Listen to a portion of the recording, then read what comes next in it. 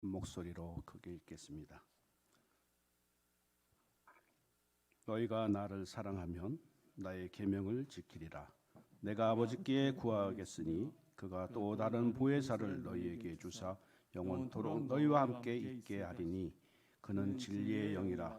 세상은 능히 그를 받지 못하나니 이는 그를 보지도 못하고 알지도 못함이라. 그러나 너희는 그를 아나니 그는 너희와 함께 거하시며 또 너희 속에 계시겠습니다. 내가 너희를 고와 같이 버려두지 아니하고 너희에게로 오리라. 조금 있으면 세상은 다시 나를 보지 못할 것이로되 너희는 나를 보리니 이는 내가 살아있고 너희도 살아있겠습니다. 그날에는 내가 아버지 안에 너희가 내 안에 내가 너희 안에 있는 것을 너희가 알리라. 나의 계명을 지키는 자라야 나를 사랑하는 자니 나를 사랑하는 자는 내 아버지께 사랑을 받을 것이요 나도 그를 사랑하여 그에게 나를 나타내리라. 가룟신 아닌 유다가 이르되 주여 어찌하여 자기를 우리에게는 나타내시고 세상에는 아니하려 하시나이까.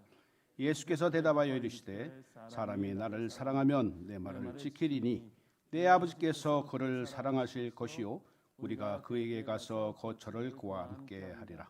나를 사랑하지 아니하는 자는 내 말을 지키지 아니하나니 너희가 듣는 말은 내 말이 아니요 나를 보내신 아버지의 말씀이니라. 내가 아직 너희와 함께 있어서 이 말을 너희에게 하였거니와 보혜사 곧 아버지께서 내 이름으로 보내실 성령 그가 너희에게 모든 것을 가르치고 내가 너희에게 말한 모든 것을 생각나게 하리라. 아멘. 생각나게 하시리라는 말씀을 우리 안영준 목사님 전해주실 때 큰 은혜 받으시기 바랍니다.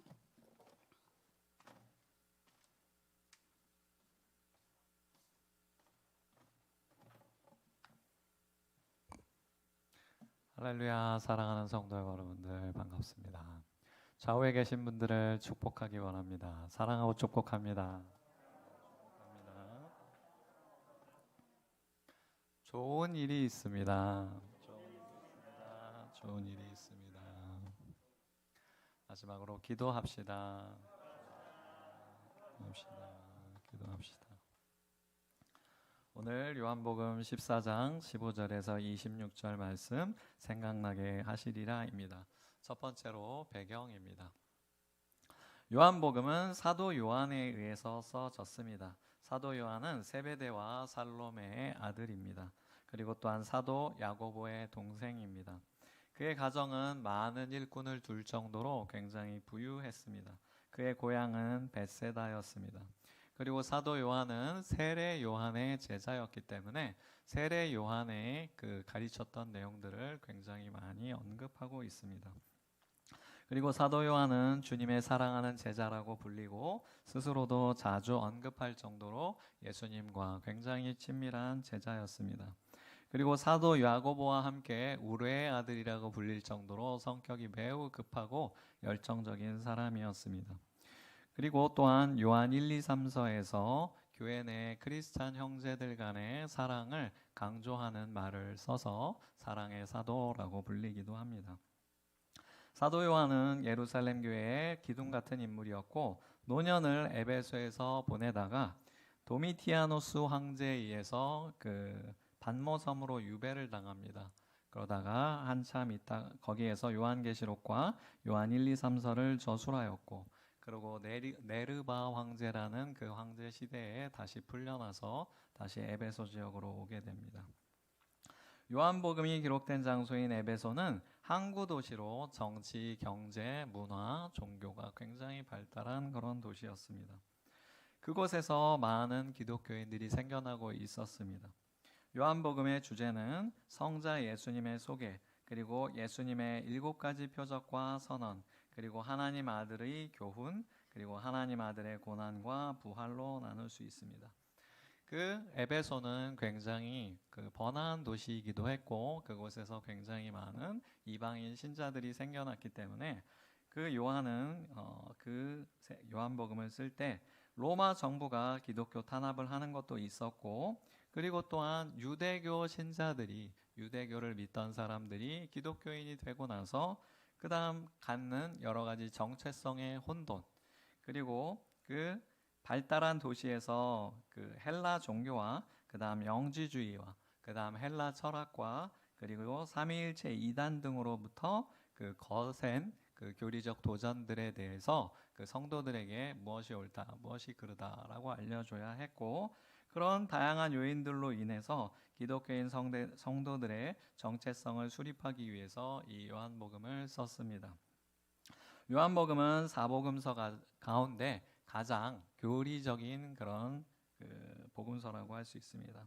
사복음서를 각각 비교하자면 마태복음은 유대인의 관점에서 왕으로 오신 하나님에 대하여 집중적으로 조명을 했고, 마가복음은 고난의 종으로 오신 예수님을 집중 조명을 했고, 그리고 누가복음은 이방인에게 예수님의 일생을 사람으로서 처음부터 끝까지 기록을 했고, 그리고 요한복음은 하나님의 아들임을 강조하는 그런 그 조명으로 관점으로 썼습니다.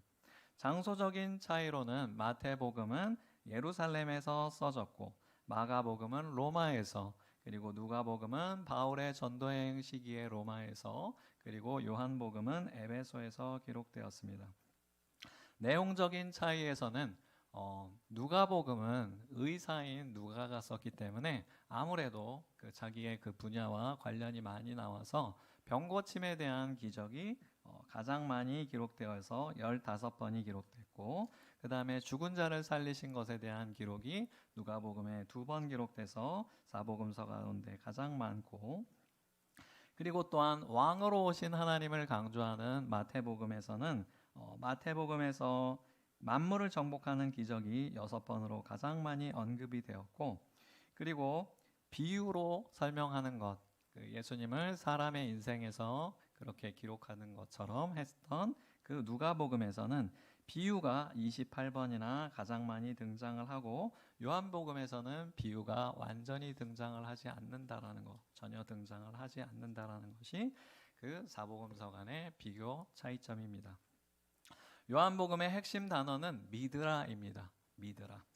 20장 31절 말씀인 오직 이것을 기록함은 너희로 예수께서 하나님의 아들 그리스도이심을 믿게 하려 함이요 또 너희로 믿고 그 이름을 힘입어 생명을 얻게 하려 함이라 라는 말씀에 나온 것처럼, 모든 성도가, 모든 사람들이 죄의 결과로 인해 죽을 수밖에 없는데 예수님을 믿음으로 인하여 구원에 이르르니까 예수님을 믿으라 라는 것입니다. 그리고 또한 핵심 절은 1장 12절 13절 그리고 3장 16절입니다. 1장 12절 13절은 영접하는 자 곧 그 이름을 믿는 자들에게는 하나님의 자녀가 되는 권세를 주셨으니 이는 혈통으로나 육정으로나 사람의 뜻으로 나지 아니하고 오직 하나님께로부터 난 자들이니라 라는 말씀이고, 요한복음 3장 16절은 우리가 굉장히 잘 알듯이 하나님이 세상을 이처럼 사랑하사 독생자를 주셨으니 이는 저를 믿는 자마다 멸망치 않고 영생을 얻게 하려 하심이니라 라는 구절입니다. 그리고 또한 요한복음의 핵심 장은 3장입니다. 니고데모와의 대화를 통해 성도의 구원의 선행 조건인 성령님이 부르셨다, 그리고 세례를 통한 거듭남, 그리고 예수님께서 구원자 그리스도라는 사실이 요한복음 3장에 기록되어 있습니다. 그리고 또한 요한복음만의 특징은 예수님의 신성을 강조하여서 여러 가지 사건 중에 드러나는 예수님의 신성을 철학적으로 신학적으로 보여주려고 합니다. 그리하여서 나는 뭐뭐이다 라는 어떤 그런 선언문이 굉장히 많이 나옵니다. 그리고 또한 문체가 간결하고 단순하여 그 굉장히 이해하기가 쉽게 되어 있습니다. 그리고 사건보다 대화와 설교 등의 교훈 위주로 기록되었습니다. 그리고 또한 구약 배경에 굉장히 약한 이방인들을 대상으로 그 복음서를 썼기 때문에 이방인들이 이해하기 쉽게 그 유대인들의 어떤 전통이나 그런 문화에 대해서 굉장히 상세하게 썼습니다. 그리고 빛과 어둠, 생명의 떡, 참 포도나무 등의 상징적인 표현이 요한복음에서 두드러집니다. 그리고 또한 마태, 마가, 누가복음에서 나오지 않은 그런 사건들을 많이 언급해서 그 다른 복음서들을 보완해 주고 있습니다. 두 번째로 본문 해석입니다. 13장부터 17장까지 거기의 부분은 본래 성자 하나님이셨으나 태초에 하나님이 세우신 구속의 법을 따라 죄인을 구원하시고자 사람의 모습으로 세상에 오신 그리스도 예수께서 이제 곧 십자가 순환을 통해 구속 사역을 최종 성취하시기 전날 밤인 고난 주간 제5일 목요일 밤에 최후의 만찬을 전후하여 제자들에게 고별 설교로 주신 부분 중에 한 부분입니다.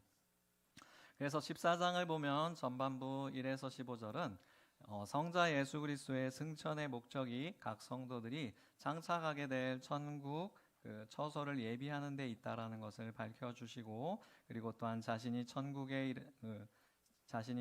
이르는 유일한 길과 진리와 생명 되심을 선언하셨고, 그리고 또한 예수님의 신성에 대한 자기 증거와, 그리고 또한 자기를 믿는 자들에 대한 기도응답의 약속과 사랑의 세 계명을 지키라고 강조하고 계셨습니다. 여기에서 보혜사라는 단어가 등장합니다. 보혜사라는 단어는 헬라어로 파라클레토스라고 합니다. 이 단어는 재판관 앞에서 다른 이를 변호하는 자를 말합니다. 또는 곁에 서서 격려하며 권고하는 자를 말합니다. 다른 사람을 대신하여 재판관에게 탄원을 올리는 중개자, 옆에 서서 보조하는 돕는 자, 친구, 이런 뜻이 있습니다. 그래서 예수님도 우리의 보혜사라고 하셨습니다. 예수님도 우리의 보혜사인데 성령님도 또 다른 보혜사, 또 다른 보혜사인 성령님을 보내신다라고 되어 있습니다. 성령 하나님도 그래야 해서 성자 예수님과 동일한 우리의 보혜사입니다. 그러나 보혜사 성령의 사역은 신자에게 그리스도와 그의 복음을 알려주는 계시자로서 여러 가지 방식으로 세상에서 그리스도를 증거하는 증거자로서 그 사역을 감당하십니다. 15절 말씀에 보면 너희가 나를 사랑하면 나의 계명을 지키리라 라고 하였는데, 여기서 계명이라는 것은 어떤 것을 말하냐면 요한복음 13장 34절에 나오는 말씀을 가리키고 있습니다. 새 계명을 너희에게 주노니 서로 사랑하라. 내가 너희를 사랑한 것 같이 너희도 서로 사랑하라. 그리고 또한 합심하여 기도하라 라는 그 말씀을 가리키고 있습니다. 그리고 16절 내가 아버지께 구하겠으니 그가 또 다른 보혜사를 너희에게 주사 영원토록 너희와 함께 하시리니 에서 또 다른 보혜사라는 것은 성령님을 말하고, 그리고 또한 이 구절을 통해서 볼 때 성부, 성자, 성령 하나님께서 시대를 나누어 사역을 하시는 것을 볼 수가 있습니다.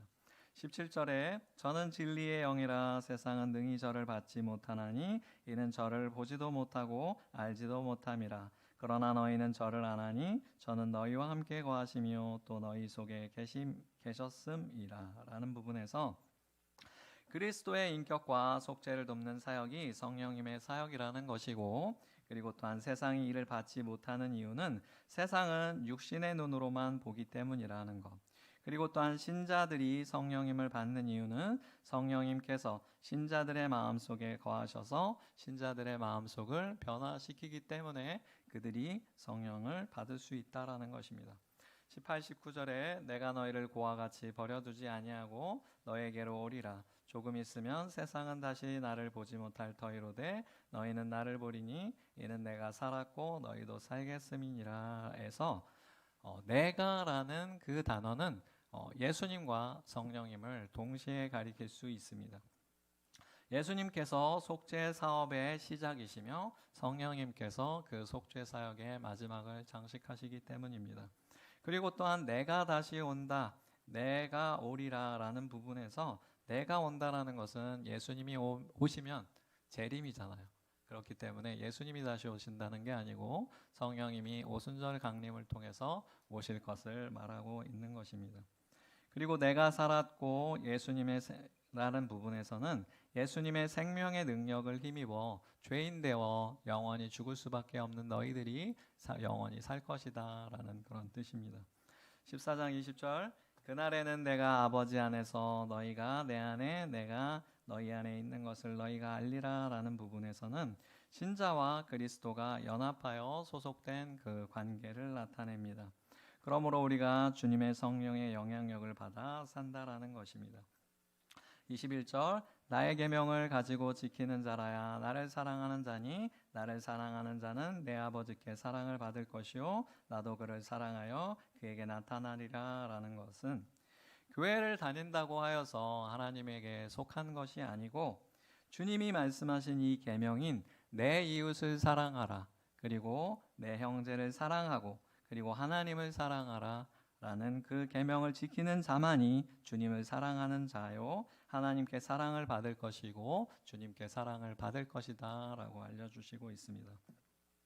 가롯인 아닌 유다가 가로되 주여 어찌하여 자기를 우리에게 나타나시고 세상에는 아니하려 하시나이까 라는 구절에서 유다는 야고보의 아들 유다가 두 명이 있었잖아요. 예수님의 제자 중에. 그래서 가롯 유다가 아닌 야고보의 아들 유다를 말하고 그리고 또한 유다는 자기를 나타낸다. 예수님이 자기를 나타낸다라고 하신 것이 세상의 왕으로서의 명성, 유대인의 왕으로 오신 것이라고 착각을 하였기 때문에 그렇게 질문을 하였습니다.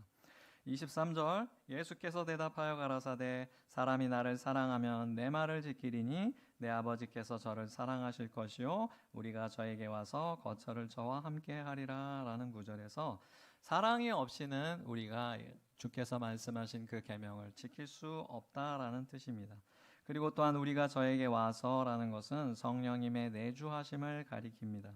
우리란 표현은 성령님께서는 성부의 영, 하나님의 영이기시도 하고 그 다음에 예수님의 영이시기도 하기 때문에 성부, 성자, 성령, 하나님께서 우리가 함께 너희 안에 거할 것이다 라고 한 표현입니다. 24절 나를 사랑하지 아니하는 자는 내 말을 지키지 아니하나니 너희의 듣는 말은 내 말이 아니요 나를 보내신 아버지의 말씀이니라 라는 것은 사람이 예수님이 말씀하신 내 이웃과 형제를 사랑하고 하나님을 사랑하라 라는 말을 지키지 않는 것이 얼마나 큰 잘못이냐라고 지적해 주시고 있습니다.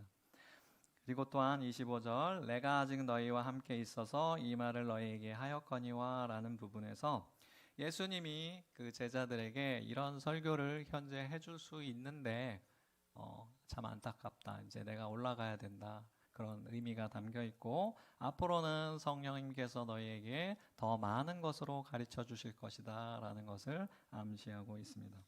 26절에 그가 너희에게 모든 것을 가르치시고 내가 너희에게 말한 모든 것을 생각나게 하시리라 라는 부분에서 여기에서 너희란 사도들만을 그 자리에 있었던 사도들만을 원래 의미하는 거였습니다.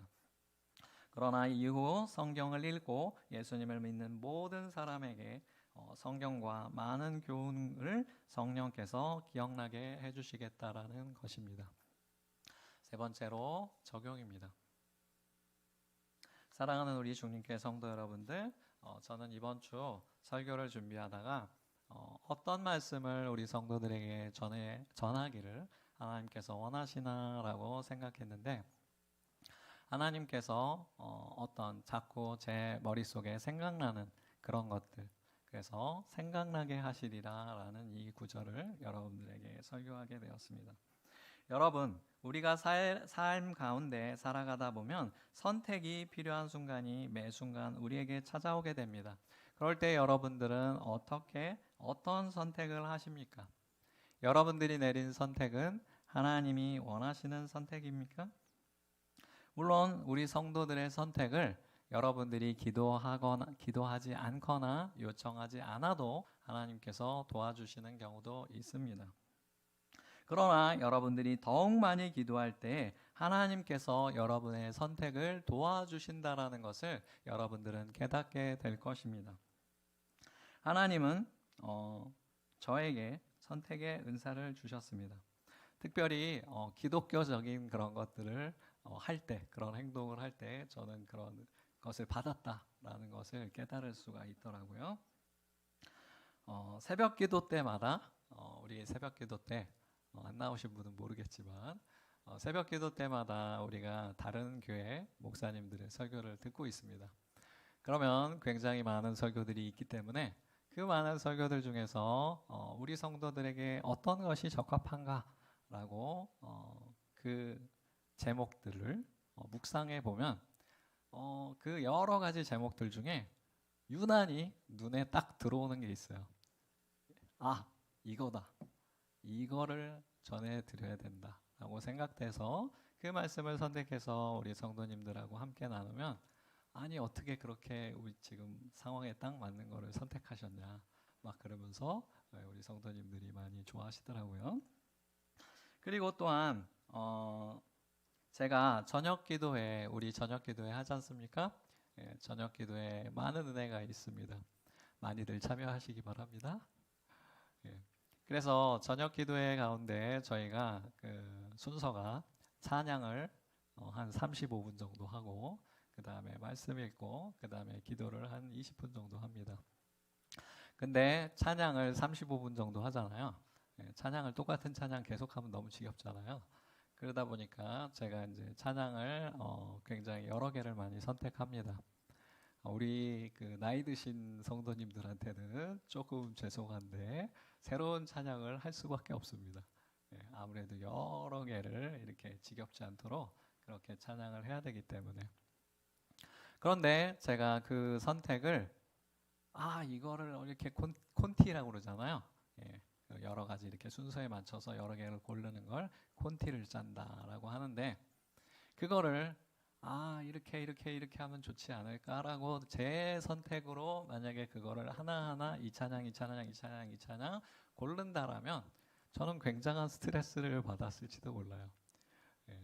그런데 그렇지 않고 자랑이라고 할지는 모르겠는데 어쨌든 제가 이것을 준비할 때마다 그 전날부터 갑자기 어떤 찬양이 제 머릿속에 연주가 됩니다. 어떤 여러 가지 지금 당장 떠오르지는 않는데 어떤 찬양들이 제 머릿속에 떠올라서 어떤 때는 가사만 떠오르고 어떤 때는 그 음정 박자만 떠오르고 그래서 열심히 찾아보면 이거랑 이렇게 해갖고 하면 정말 은혜가 되겠다. 그 어떤 단어들이 이렇게 딱딱 일치하는 거, 주의 인도하심, 주의 일하심, 길, 이런 식으로 마음 이런 식으로 그것들이 딱딱 떨어지며 그리고 또한 그렇게 도우시는 은혜를 제가 발견할 수 있습니다. 그리고 또한 저는 우리 성도들에게 준비하는 그 설교를 준비할 때 묵상을 많이 하기는 하는데 설교를 준비할 때 저는 스트레스를 받지 않습니다. 제가 바로 전에 사역했던 시흥시의 장영교회라는 교회가 있었습니다. 그 교회에서는 제가 유초등부를 제가 엄청 좋아하잖아요. 그래서 유초등부를 지원하겠다라고 딱 했는데 이제 1학기로 딱 해놓고서 목사님이 갑자기 우리 청년들 얼마 안 되니까 우리 청년들도 좀 같이 해라 막 이래갖고 청년하고 유초등부 설교를 둘 다 준비하게 됐었습니다. 근데 이 청년 설교가 쉽지 않아요. 작년 설교보다 오히려 어렵다고 할 수도 있어요. 청년들은 조금만 지겨우면 바로 잡니다. 눈앞에서 예의도 별로 안 가리고 눈앞에서 바로 이렇게 한 1m 떨어져 있는데 바로 눈앞에서 자더라고요. 그래서 안 재울 수 있게 굉장히 어른 설교와 다르게 핵심을 그렇게 막 설교를 해야 됐었어 갖고 제가 사실 그 청년부 설교 준비할 때 굉장히 스트레스를 많이 받았었어요. 그런데 다행히 우리 교회에서 제가 우연히 장년부 설교를 많이 하게 되었었어요. 그러다가 이제 제가 여태까지 그 이전 교회에서 설교했던 그런 설교들이 다 떨어져 가니까 이제 저도 슬슬 이제 이렇게 긴장이 되기 시작했는데 어떻게 해야 되나 라고 했는데 이상하게 그때부터 하나님께서 저에게 은혜를 주셔서 어떤 거를 설교해야 되겠다라는 그런 것들이 바로바로 떠오르고 그리고 또한 설교를 준비할 때 너무나 신기하게도 설교가 이렇게 내가 그 키보드를 치고 있는데 이게 내가 치고 있는 건지 어떻게 하나님이 쳐주시는 건지 헷갈릴 정도로 너무나 설교가 잘 써지는 그런 은혜가 있습니다. 그리하여서 제가 너무나 감사합니다. 우리가 살다 보면 우리의 삶의 순간 가운데 수많은 선택과 수많은 말을 하게 됩니다. 그럴 때 우리는 많은 고민과 스트레스가 될 수 있습니다. 제가 스트레스 받은 것처럼. 그런데 여러분, 여러분이 오늘 본문의 말씀처럼 계명을 지키고 기도한다라면 여러분들은 앞으로 여러분이 해야 할 일과 여러분이 해야 할 말에 대해서 전혀 걱정하지 않게 될 것입니다. 우리 말씀을 한번 같이 읽어보겠습니다. 시작. 너희가 나를 사랑하면 나의 계명을 지키리라. 내가 아버지께 구하겠으니 그가 또 다른 보혜사를 너희에게 주사 영원토록 너희와 함께 있게 하시리니 저는 진리의 영이라. 세상은 능히 저를 받지 못하나니 이는 저를 보지도 못하고 알지도 못함이라. 그러나 너희는 저를 아나니 저는 너희와 함께 거하시며 또 너희 속에 계시겠음이라. 그가 너희에게 모든 것을 가르치시고 내가 너희에게 말한 모든 것을 생각나게 하시리라. 아멘. 제가 영화나 미국 드라마 같은 거를 여러분들에게 소개하기를 굉장히 좋아하잖아요. 미국 드라마 중에 리미트리스라는 영화가 있어요. 리미트는 제한이고 리스는 없다라는 소리여서 무제한, 제한 없는 이란 뜻이에요. 거기에 주인공은 작가입니다. 작가. 글을 쓰는 작가예요. 근데 그 작가가 여러분들 굉장히 얼마나 피곤할까요? 네, 뭔가 새로운 것을 써야 되잖아요. 뭔가 새로운 것을 써야 되는데 뭔가가 떠오르지가 않아요. 그렇기 때문에 이 작가가 처음에 한 줄 쳤다가 다시 지우고 두세 줄 쳤다가 다시 또 지우고 막 이런 작업을 계속 반복을 합니다. 글이 써지지가 않는 겁니다. 그래서 이 작가가 막 미칠 것 같아 갖고 막 술을 마시고 여러 가지 막 그런 것들을 해봅니다. 그래도 글이 써지지 않고 내일은 써지겠지, 내일은 써지겠지 막 이러다가 아내가 도망가고 그 다음에 나중에 한참 지나갖고 이제 또 여자친구도 사귀었는데 여자친구도 또 도망가고 막 그런 삶을 겪게 됩니다. 그래갖고 엄청 좌절을 해갖고 막 그러고 있는데 길을 지나가다가 자기의 결혼했었던 그 전 아내, 엑스 와이프라고 그러죠. 전 아내의 그 매형을 길거리에서 만나게 돼요. 그래서 전에 그 매형이 너 이렇게 뭐 하고 사냐? 그래갖고 이제 글을 쓰고 있습니다. 많이 썼어? 그랬는데 아니 한마디도 못 썼어요 라고 하니까 내가 널 도와줄게 라고 그러면서 약을 하나 줘요. 약. 그래서 희한한 약을 먹었어요. 그 약을 먹었더니 갑자기 이 사람이 천재가 된 것처럼 막 모든 지식, 자기 안에 있던 모든 지식이 다 연결이 되는 거예요. 그래갖고 그 사람이 원래 출판사에다가 돈을 받고 계약금을 받고 한 소설 하나를 써주기로 했는데 그 소설 하나를 하루 만에 써버립니다. 와, 놀랍죠? 그리고 그날부터 외국어를 배우는데 외국어를 순식간에 배웁니다. 외국어를 옆에 사람한테 몇 마디만 들어도 외국어를 순식간에 배우고 그 다음에 각종 악기를 막 순식간에 배우고 그러다가 나중에 이 사람이 미국 상원의원이 되는 그런 미국 사람들이 좋아하는 그런 판타지입니다. 성령님께서는 여러분들을 갑자기 천재처럼 그렇게 만들어 주시지는 않을 겁니다.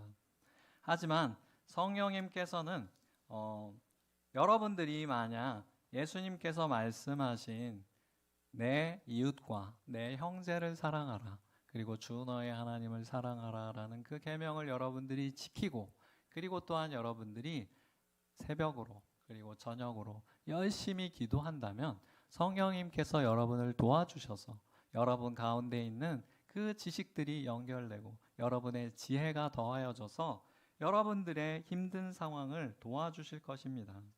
그래야 해서 여러분들이 열심히 기도한다면 그런 달변인 목사님을 우리 교회에게 주실 것이고 그리고 또한 여러분들의 삶 가운데 여러분들의 주변 사람들을 좌지우지하는 그런 언변을 주셔서 여러분들이 하나님의 나라를 확장하고 또한 여러분의 삶도 풍성해질 것입니다.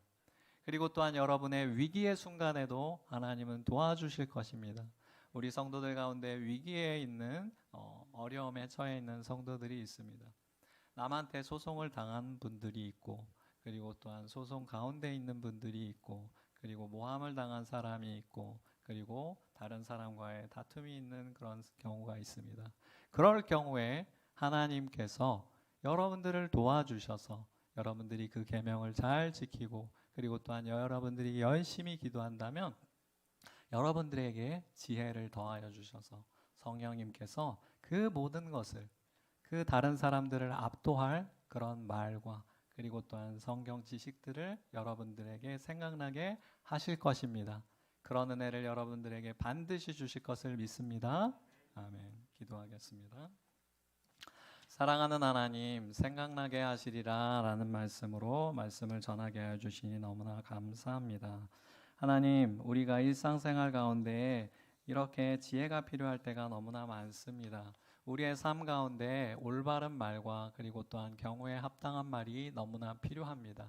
주께서 우리를 도와주셔서 우리가 그 예수님께서 말씀하신 형제와 이웃을 사랑하고 그리고 또한 주 너의 하나님을 사랑하는 그 계명을 잘 지키고 그리고 또한 우리가 열심으로 기도할 때 성령께서 우리를 도와주셔서 우리를 지혜롭게 하셔서 그 모든 것들을 생각나서 우리를 완벽하게 도와주실 것을 믿습니다. 주께서 반드시 그렇게 하여 주실 것을 믿사오며 모든 말씀 우리 주 예수 그리스도의 이름으로 기도드립니다. 아멘.